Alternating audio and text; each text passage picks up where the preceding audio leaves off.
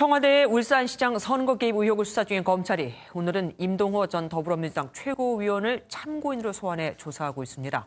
임 전 의원은 같은 민주당 소속 송철호 울산시장과 여러 차례 선거에서 경쟁한 라이벌이었는데 본인이 내년 선거에 또 나가길 원하니 현 정부에 딱히 좋지 않은 진술을 할 것 같지는 않습니다. 현장에 나가는 취재기자 연결해 보겠습니다. 민지숙 기자, 검찰이 임 전 최고위원을 소환한 이유가 뭡니까? 네, 검찰은 오늘 오전 11시 임동호 전 민주당 최고위원을 참고인 신분으로 불러 지금까지 8시간 넘게 조사 중입니다.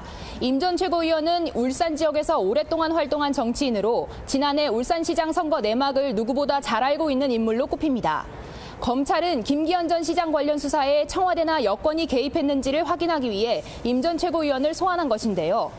임 전 최고위원은 지난 2017년 자신이 비공개 최고위원 회의에서 김기현 시장 측근 비리 관련 문건을 돌렸다는 보도와 관련해 사실이 아니라고 일축했습니다.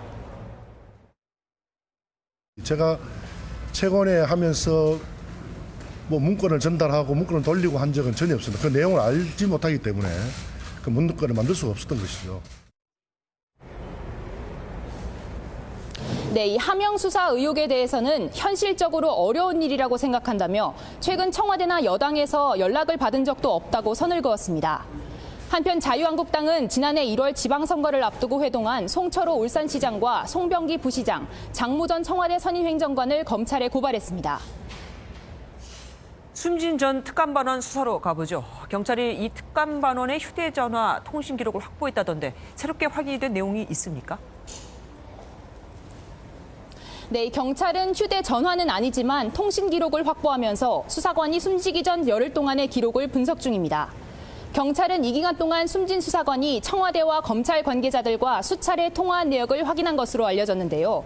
이 사망 원인을 조사하기 위해 경찰은 당시 통화했던 인사들에 대한 소환을 검토하고 있는 것으로 전해지고 있습니다. 앞서 검찰은 휴대전화를 되찾아가려는 경찰의 압수수색 영장을 타살 혐의점이 없다며 2차례 모두 기각했는데요. 경찰 관계자는 이 자살이라 할지라도 협박 같은 부분이 나올 수 있으니 들여다보는 행위는 해야 한다는 입장을 밝혔습니다. 다시 말해 통신 기록 수사가 끝나는 대로 휴대전화 압수수색 영장을 재신청하겠다는 방침으로 풀이됩니다. 지금까지 서울중앙지검에서 MBN 뉴스 민지숙입니다.